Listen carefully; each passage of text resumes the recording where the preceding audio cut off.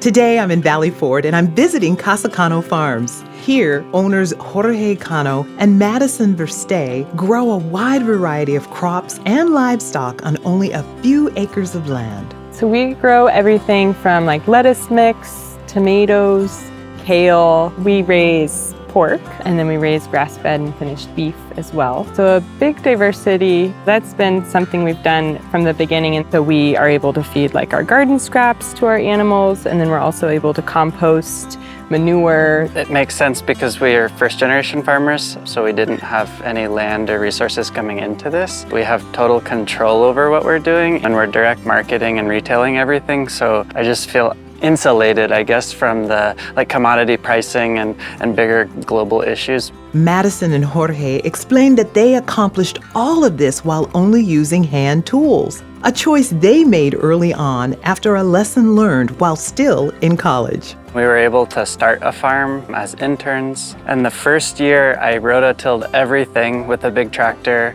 and then that year flooded. It was a 100-year flood. The topsoil completely washed away right to where we tilled. So from that moment on, both of us knew that we did not want to be tilling. The disruption to the soil and then the chance for erosion and loss was just too much.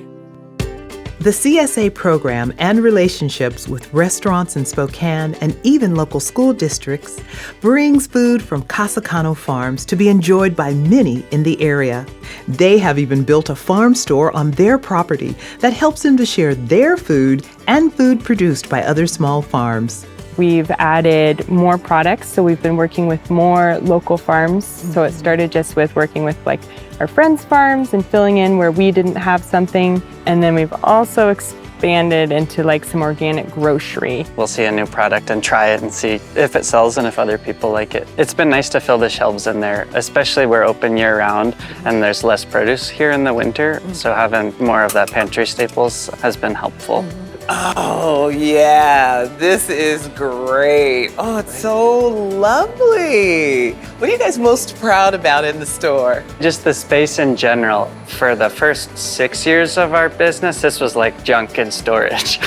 So now we're able to be open a lot more, leave stuff in the coolers. It's just made everything really good. And I think it helps showcase what we do and what other farms do here. This has been really great, and I really want to thank you. Yeah, I think I'm going to grab a cart and pick up a few things myself.